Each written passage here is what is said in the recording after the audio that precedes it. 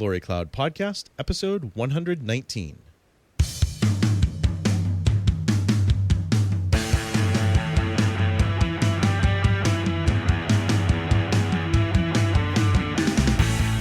Well, stay tuned for a new vision this week.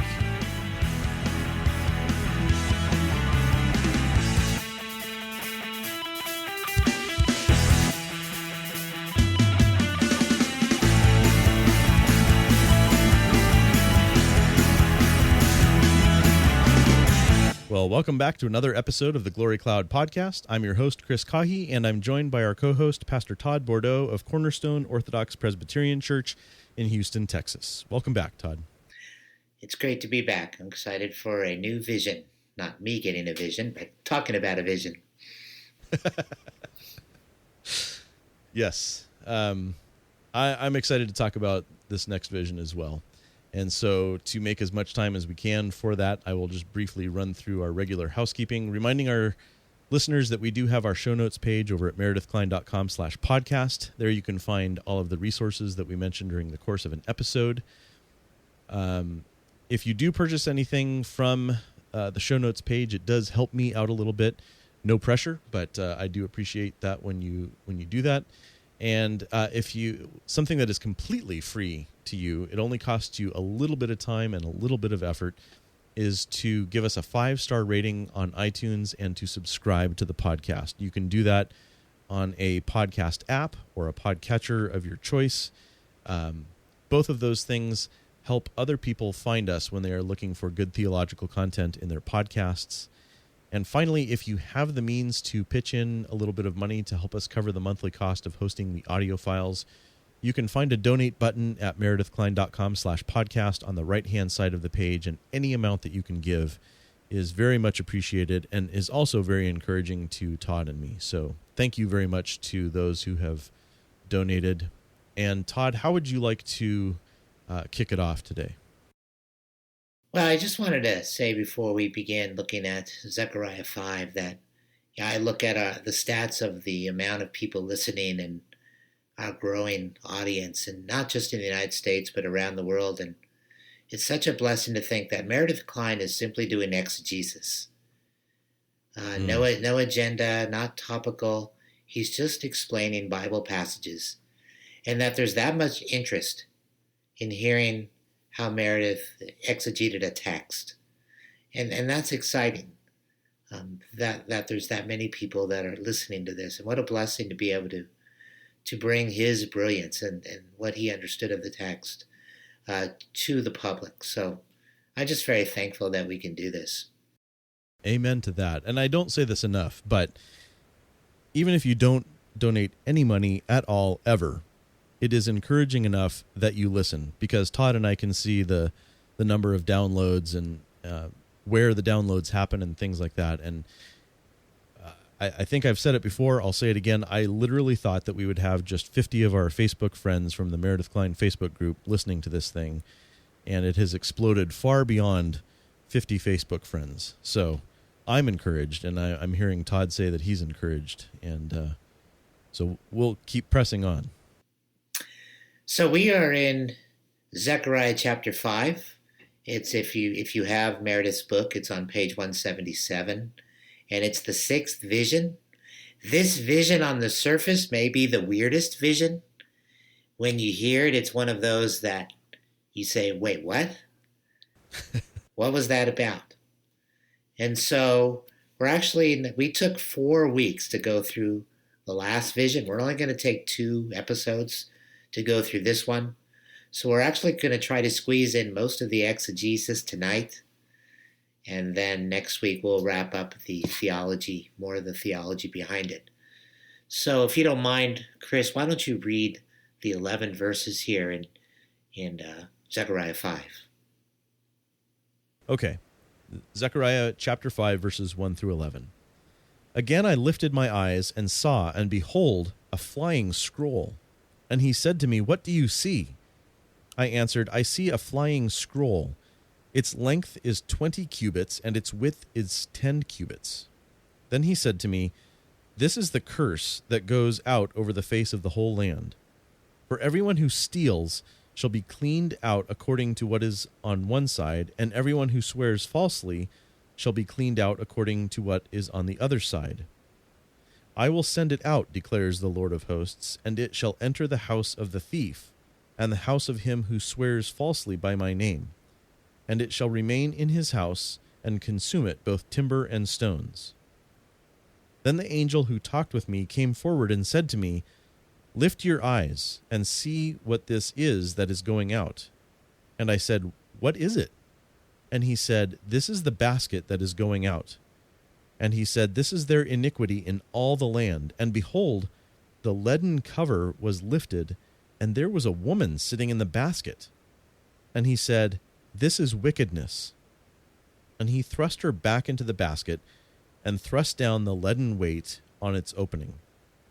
Then I lifted my eyes and saw, and behold, 2 women were coming forward.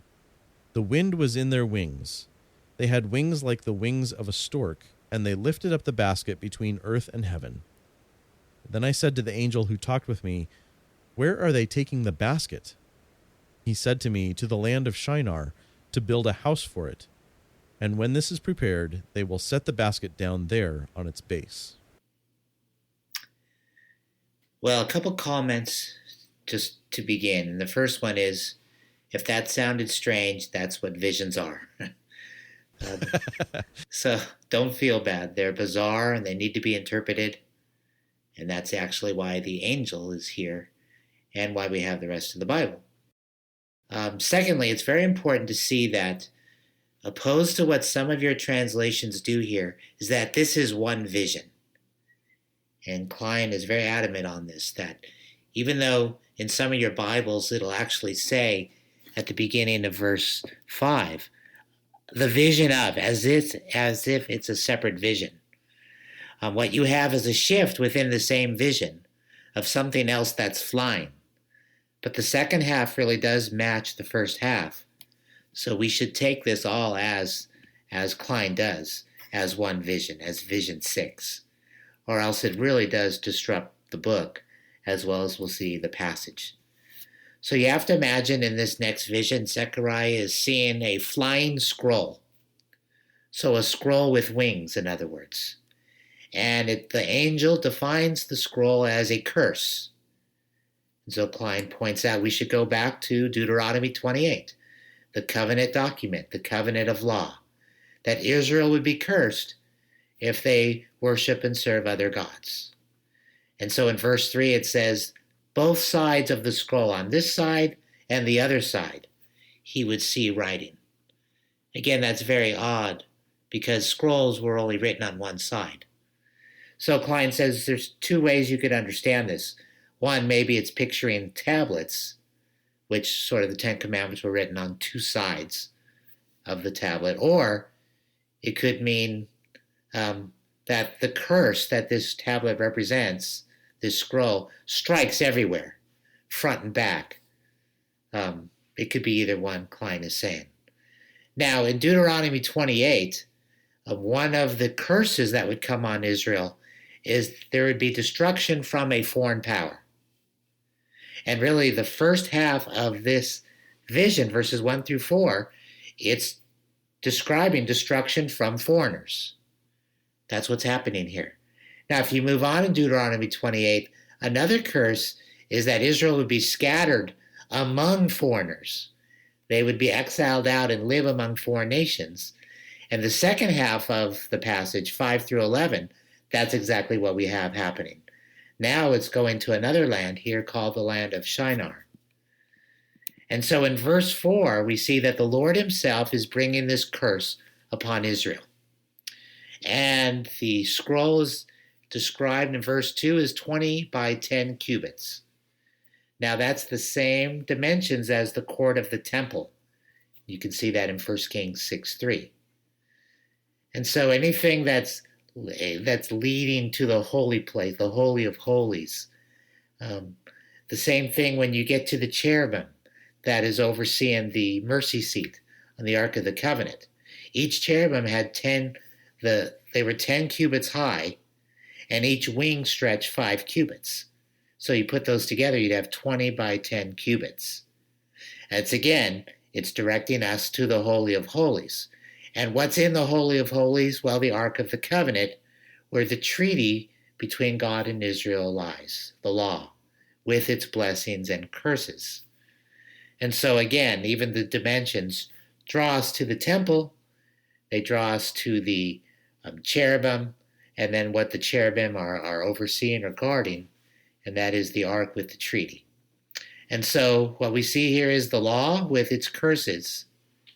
And of course, in verse 3, it says, according to this scroll, which means according to the law of God, God will judge and cleanse his land.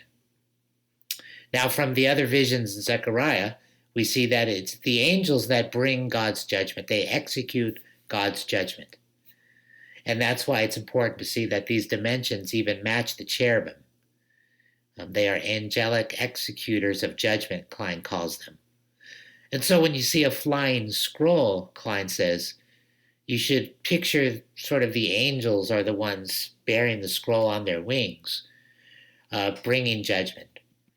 And Kline brings up Deuteronomy 28:49. The Lord will bring a nation against you from far away, from the ends of the earth, like an eagle swooping down, a nation whose language you will not understand.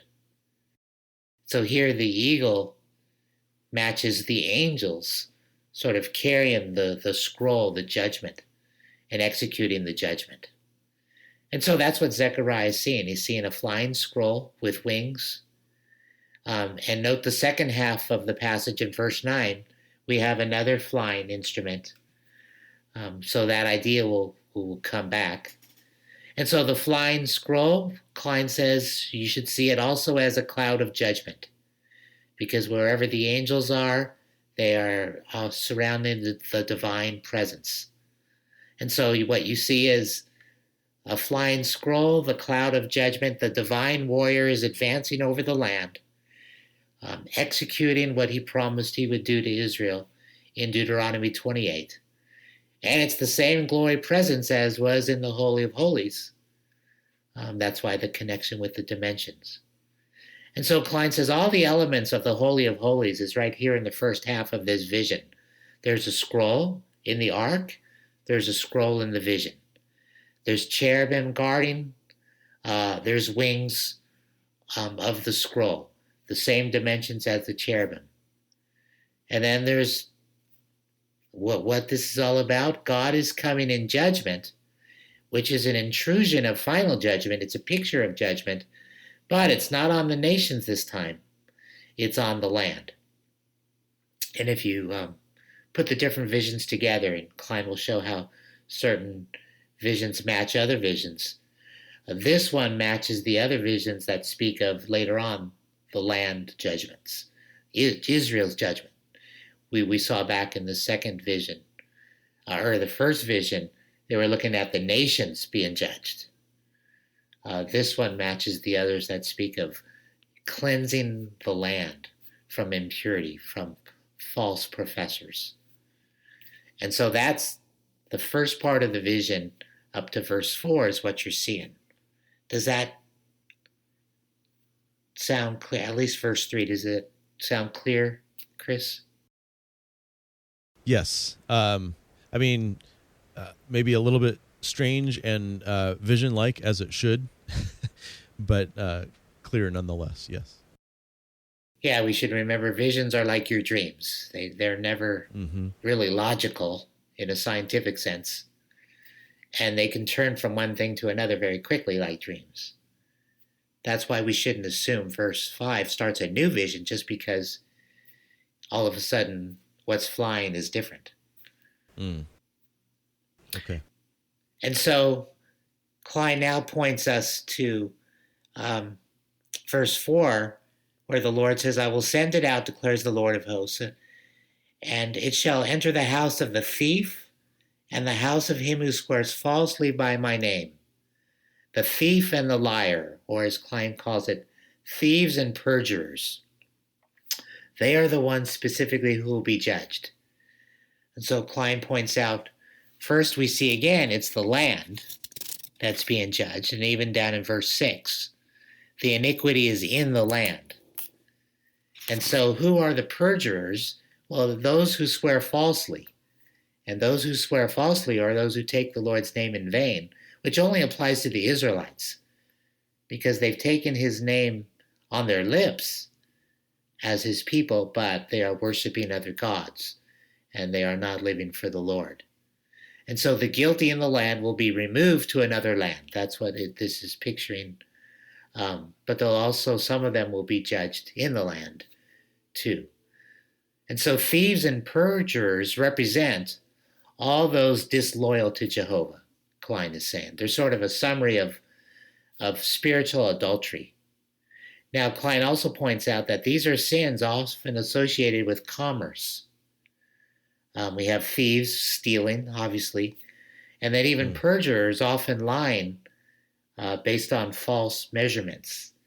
They're lying to make money. And so it's not only the worship of other gods that's being targeted as far as the gods of the nations, but it's the worship of money. It's the Lord Jesus, taking a whip to the Pharisees because they've turned the house of the Lord into a den of thieves, making money off worshipers. And so basically, Kline says they've turned Jerusalem into a Babylon. And so before God judged the nations, he has to judge his people first.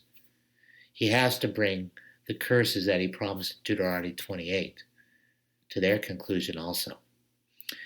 And so what we have is then a demolition of these houses that are idol houses.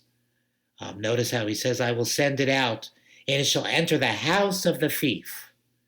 And this destruction, Kline says we should picture a fire here. This destruction will burn out, the liars and the thieves. So it's a demolition of the apostate's house, of their houses, is what he pictures. Verse 3, the Hebrew word is nikah, which is used to purge, like in Joel 3. He will cleanse or purge Israel of these idol houses where his people live. Deuteronomy 28:52, Kline says, one of the curses is there will be a siege from the foreign nations, and they will come and they will level your walls. They will level your houses.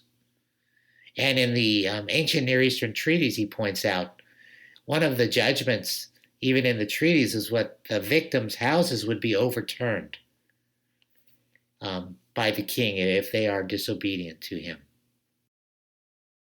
And so Kline then points out in Jeremiah 36, we have Jehoiakim, who is the one who burns the scroll as the king. So it says, after the king burned the scroll containing the words that Baruch had written at Jeremiah's dictation, the word of the Lord came to Jeremiah. Take another scroll and write in it all the words that were on the first scroll that were burned up. So here are the words of the law that the king tried to burn and get rid of, but they're still applicable. God will still fulfill the promises of the law of judgment. And so the cursed scroll is now over the land, even though the king tried to destroy it. And it's incinerating, in this vision, all the houses of the apostates.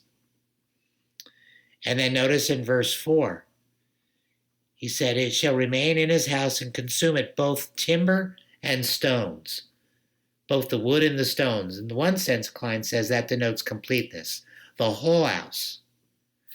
But also, idols are described in Isaiah as both wood and stones, because they were both made that way, from sometimes wood, sometimes from stone altars. And so it's saying your idolatry will all be destroyed. Those houses where you worship money, they will be destroyed. Kline calls them temples of mammon. And so whether they're houses with particularly other gods, or they're houses where the money is their god, they are still apostates, and they cannot truly live in the promised land. Sorry about that. And so that's the picture of the first half of the vision. Any thoughts before we move on? We're about to already start the second half, besides a few more thoughts, but any thoughts come to your mind? Well, so, I mean, to me, it seems like an obvious question. Maybe I'm way off, but are we to understand by the Apostle John from his gospel when he writes about Jesus cleansing the temple, are we to think back to this because of the reference to, making my father's house a den of thieves or a den of robbers? Yes, because they assumed that they weren't worshiping the gods of the Gentiles, that they were safe. Mm-hmm. And yet they were profaning the temple because they worship money. And so even though they had the name of the true Lord on their lips, he was far from their hearts. Money was their real God, and Jesus saw right through that. Mm-hmm. One thing I wanted to point out, I forgot to mention that Kline points out here, that we should also think of Mount Carmel, that the stones of the altar were burned, not just the wood, remember? Right.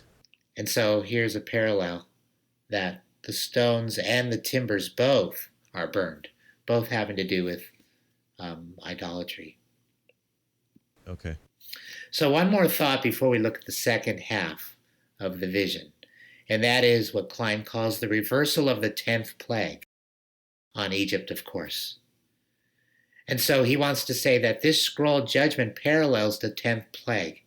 In both instances, God launches an attack from above, and we have an aerial assault as the angel of death came down in the 10th plague, of course. And here we have the angels from above flying and bringing judgment down to the houses. Both angels entered households, right? Right. The angel of death entered the household of the Egyptians and destroyed the firstborn. Here the angels enter the house of the idolaters of Israel and destroy. And so this is a 10th plague parallel, but there's also a 10th plague reversal. And the obvious big difference is when it came to Egypt, Israel was protected. Right. But it's interesting that and this goes back to republication, doesn't it? Once Israel received the law, they're no longer protected by grace. Right. Now, as a nation, they are required to obey the covenant, to keep the law, or they will be punished. And so now they receive the same punishment for their sin that Egypt received. The angel coming from above into their house, causing destruction. So, in a theological sense, this was a warning to the exiles that even though God has brought you back from Babylon, and of course at the end there Persia, and he has put you back in the promised land, the nation still has to obey the law. There will be no more typological returns like that point to the gospel. There will be a desolation of your house if you apostatize from the Lord as a nation. And of course, the language of Matthew 23, what Jesus says to Israel, your house is left to you desolate. And is very likely quoting here Zechariah 5. The desolation of your house is predicted if they turn to other gods. And so the end of the old covenant is what is prophesied here. There will be a judgment coming on the land, and ultimately, when we get to the New Testament, we see it's because after all their other idolatry, they rejected God's shepherd he sent them. In rejecting Christ, they had completely violated every aspect of the covenant as a nation. The temple was now a den of thieves. And what did God do? He sent the Roman army to come and destroy. Just like in the Old Testament, God sent other nations to destroy the land. Sort of picturing angels. And so Deuteronomy 28 would be fulfilled. And it was fulfilled in 70 AD when Israel finally ended as a covenant nation. And so Zechariah 5, the first half of this vision, is prophesying the destruction of the nation as they turned apostate. Before we go to the second part, that's a good place to stop in any other discussion you can think of. I don't know what to say, but I mean, not only for his original hearers, Zechariah, that is, but for so many in American Christianity today, I mean, this has got to just be revolutionary. You mean like for dispensationalists? I do mean dispensationalists. And I mean, I grew up in a church that, I mean, I probably wouldn't have even known the term dispensationalism until I was probably in high school. But it's just kind of the default position for some, or maybe still many churches out there. But this probably would not have even been a welcome message when Zechariah gave it. Exactly. And you never know what they heard, of course, and what they did with it. But surely if they understood it, they would not be very encouraged by it. Unless they were assuming, and they might have, that this doesn't apply to us because we're the faithful remnant that is returned. Okay. And so maybe it was only for a few. And in one sense, it's true. If they truly believed in the Lord, then ultimately they would not experience this in an eternal sense. And even in their lifetime, they wouldn't, for them individually. But so this does apply in one sense to all apostates individually. The Lord will destroy their house, even though the name of the Lord is on their lips.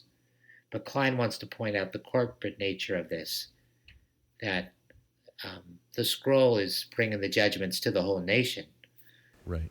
Of Deuteronomy 28. So, we ready to go to the second, or any other thoughts? No, I think I'm ready to move forward.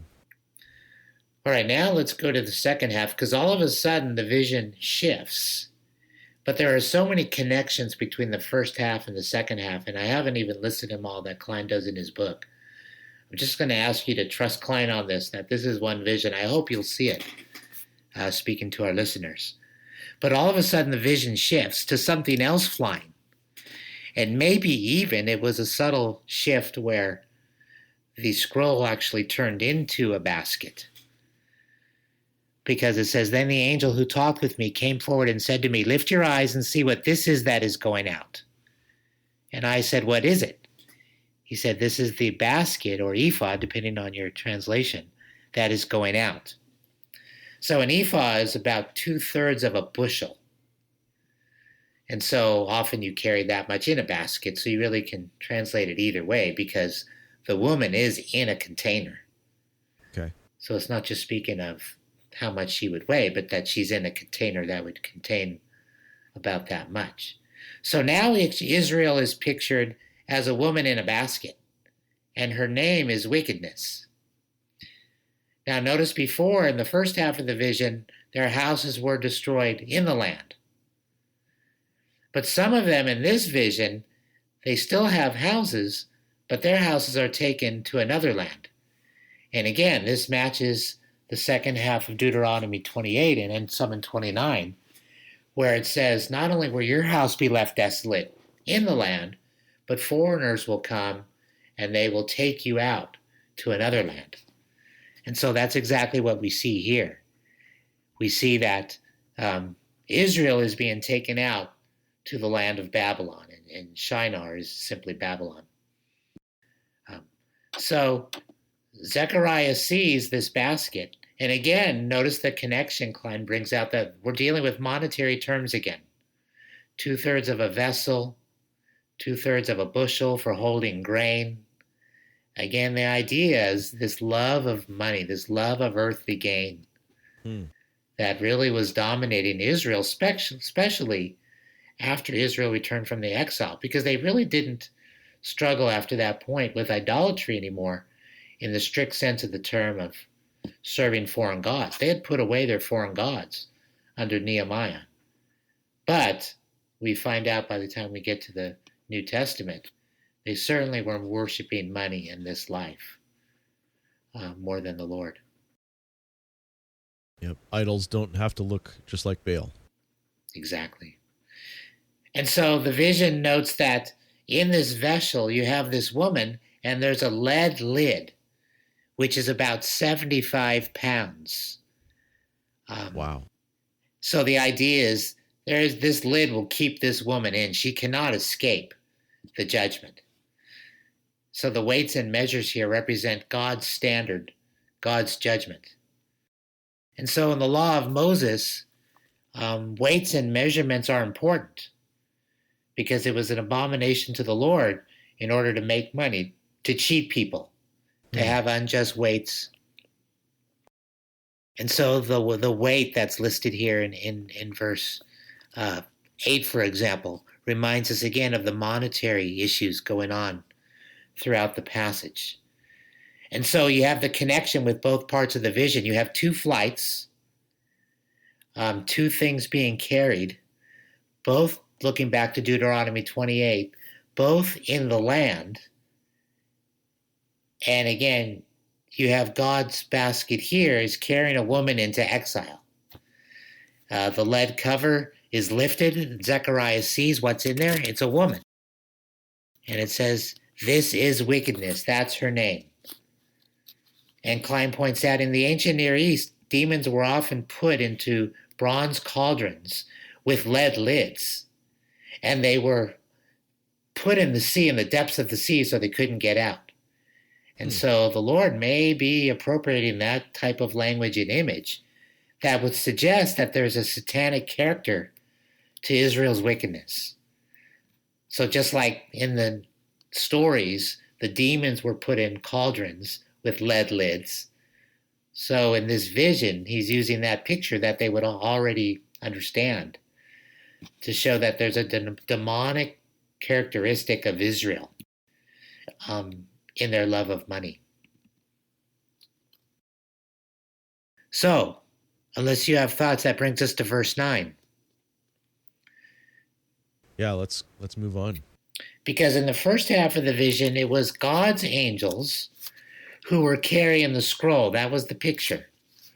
Now in the second half, it's not God's angels anymore, but two women coming forward with the wind in their wings, and they had wings like the wings of a stork.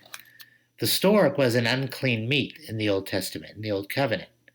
And so this was an unholy or unclean counterpart to the winged angels in the first half of the vision. Okay. And Kline says it's just like the Lord using Babylon to cleanse Israel. The Lord used an unclean nation to bring his judgment on his people. Right. And so these are unclean women, unclean angels in a sense, doing the bidding of Satan in one sense. Because notice what they do. They bring them to Babylon. And as far as if you ask the question, why women? Are women being sort of portrayed more wicked than men? Well, remember, Israel is called a woman, and she is often pictured as a woman because the Lord is the husband of Israel throughout the imagery of Israel, and Israel is the wife. And so here you have an unfaithful woman. Think of the book of Hosea, the unfaithful wife who is a harlot. Mm-hmm. So here is the woman wickedness. And so it sort of matches to have these two then female characters carrying them away, wicked like the women. We shouldn't, remember this is just imagery, so we shouldn't get caught up in men-women differences. It's simple imagery. Got to be careful of that today. I know, nowadays. And Kline points out, even in Greek mythology, often when people are being snatched away, it was from winged women. So it was actually a common image in their stories. And so the woman is wickedness, and he speaks of their appearance. I know it says here their iniquity, but it's actually an appearance. This is what he saw. He sees someone looking like a woman. And the point is, what God sees is wickedness. All right, I'm speaking, of course, of verse 6, where it says, this is their iniquity in the land. It's better in the Hebrew. This is their appearance in the land. In other words, they may not look like a harlot to you, but this is what God sees. He sees Israel, unbelieving Israel, as a wicked harlot who is prostituting herself. And of course, wickedness is often associated with covenant breaking.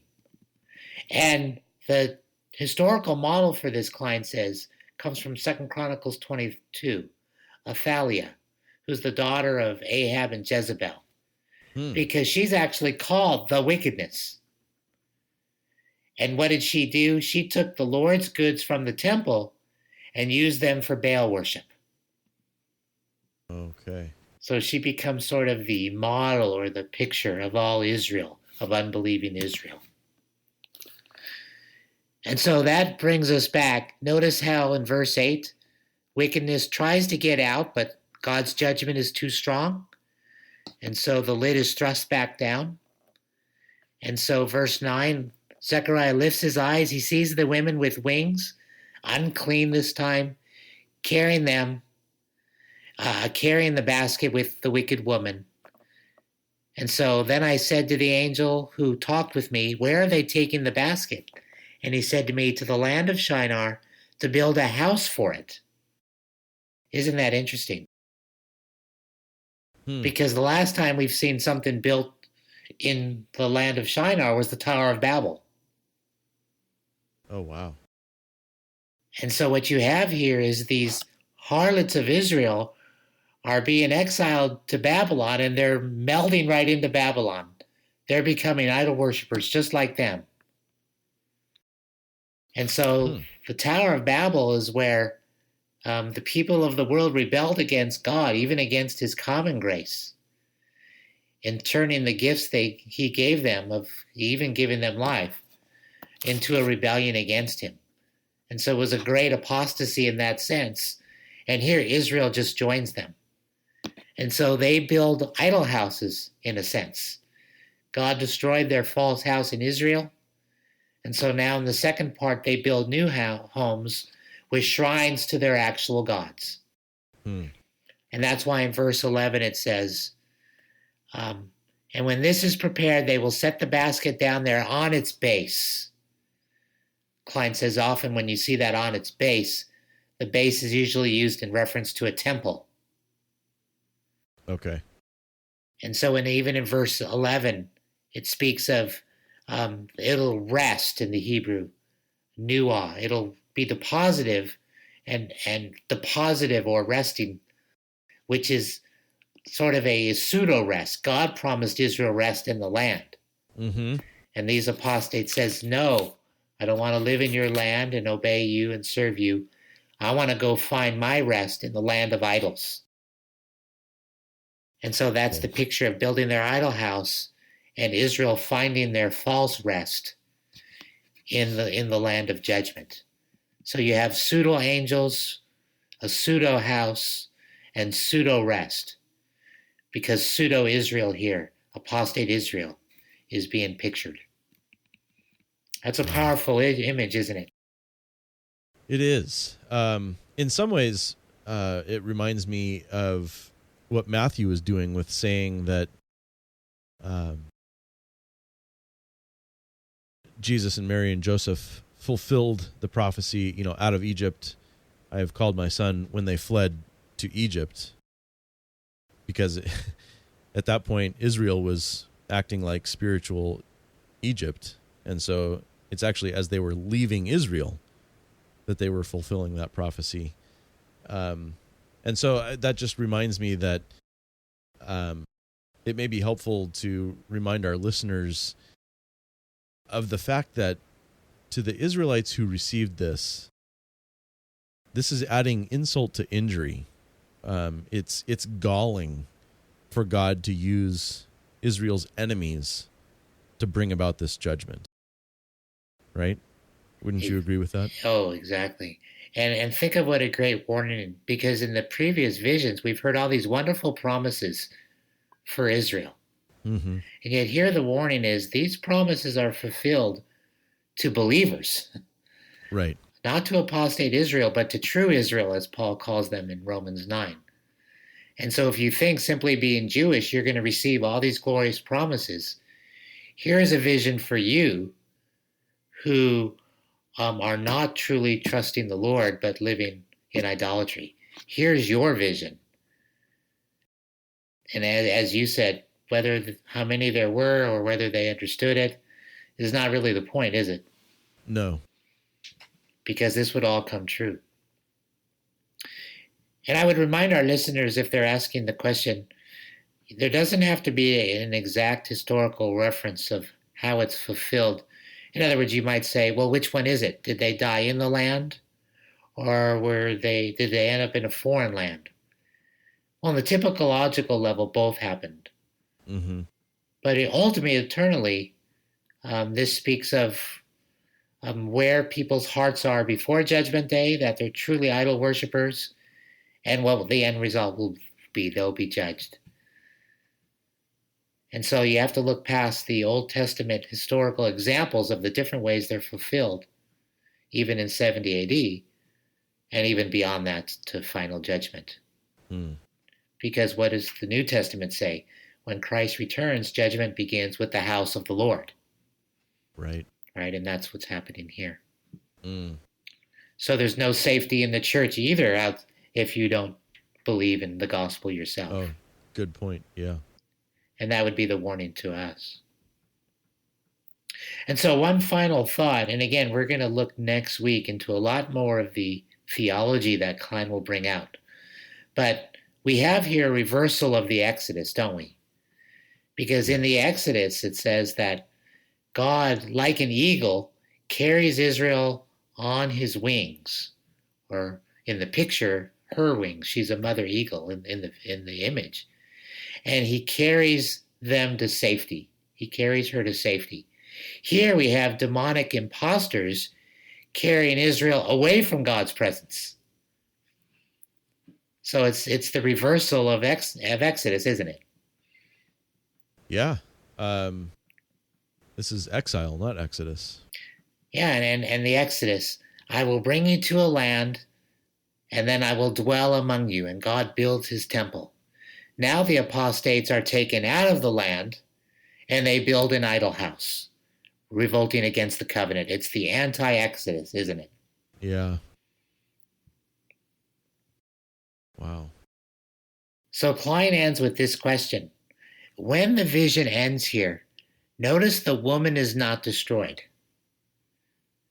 She is living in Babylon now, but the question is there any hope for her? She isn't done with. She's still left alive.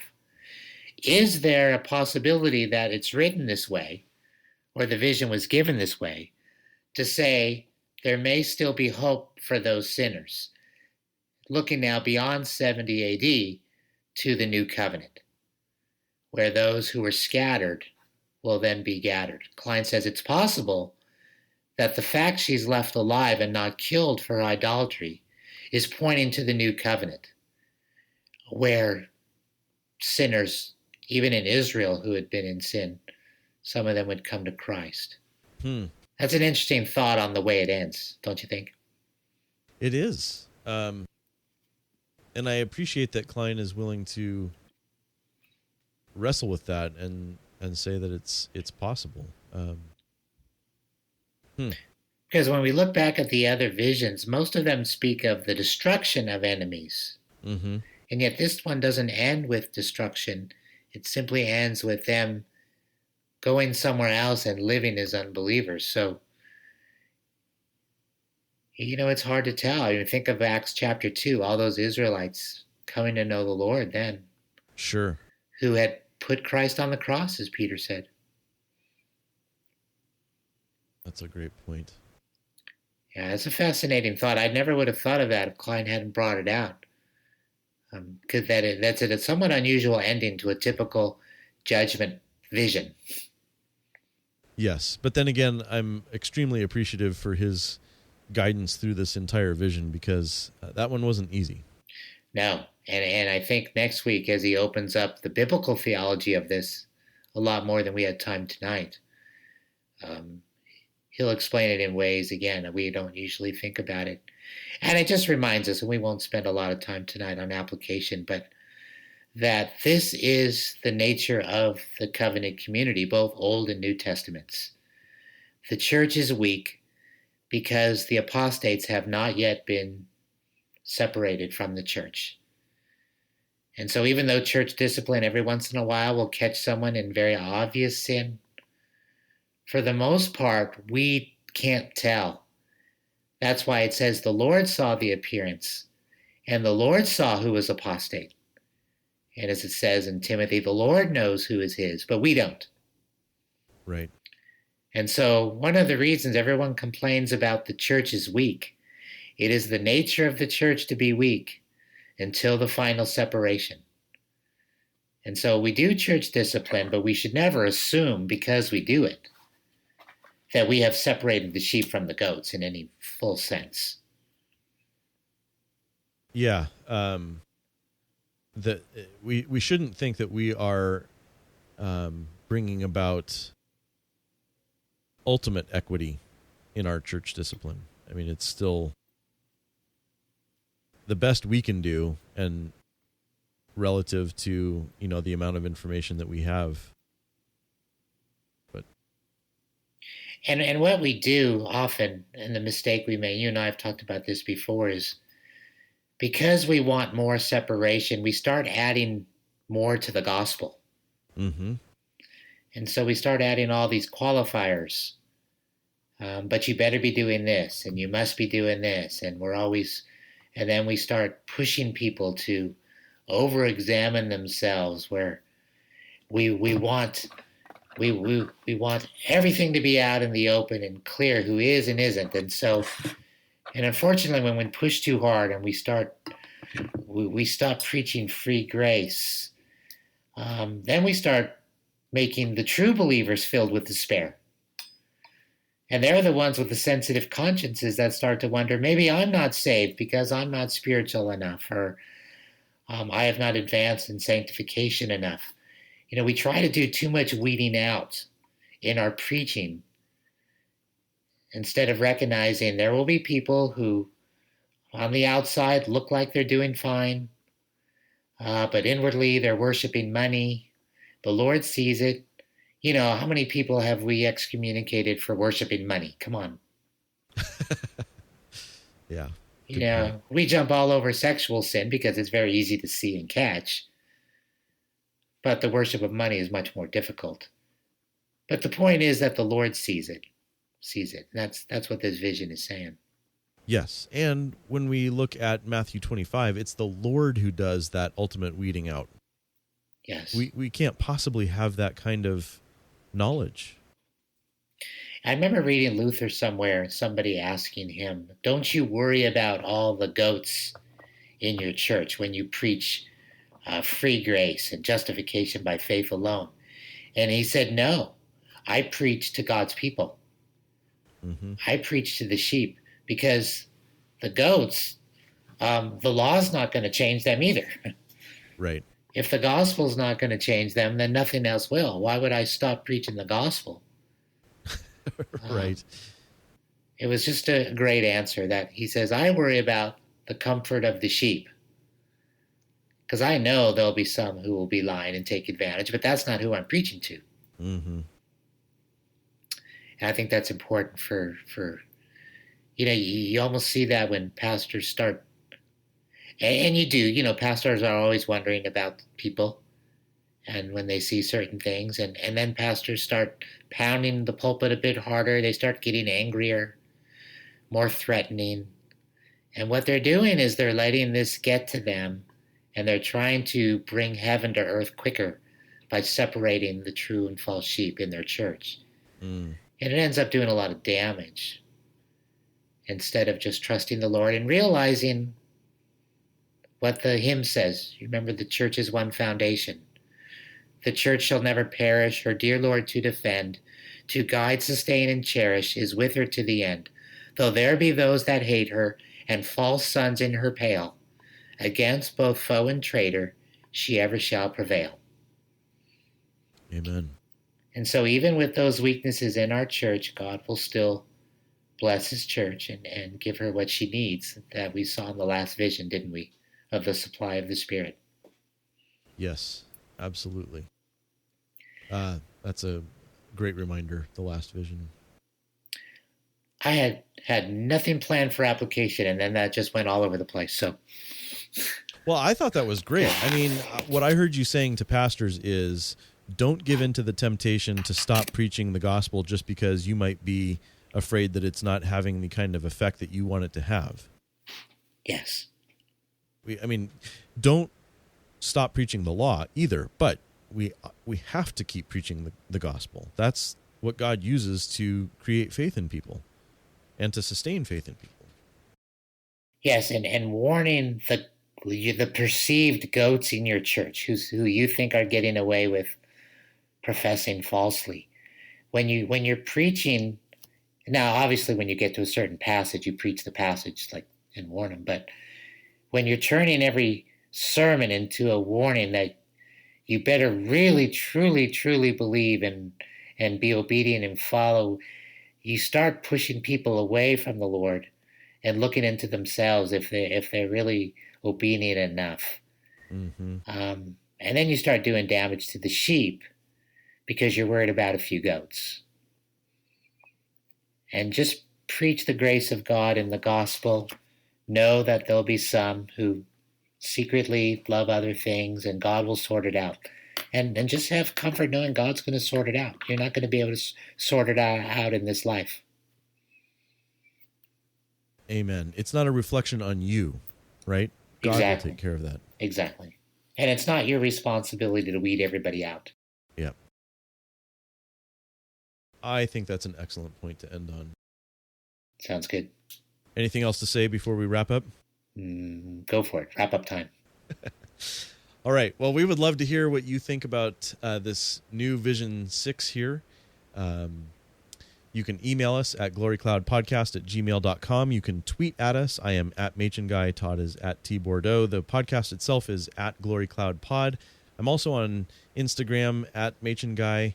And you can also join the discussion at the Meredith Kline Facebook group. Just let the admins know that you listen to the podcast and they can get you added. And Todd and I will be back again next week to continue the rest of Vision 6.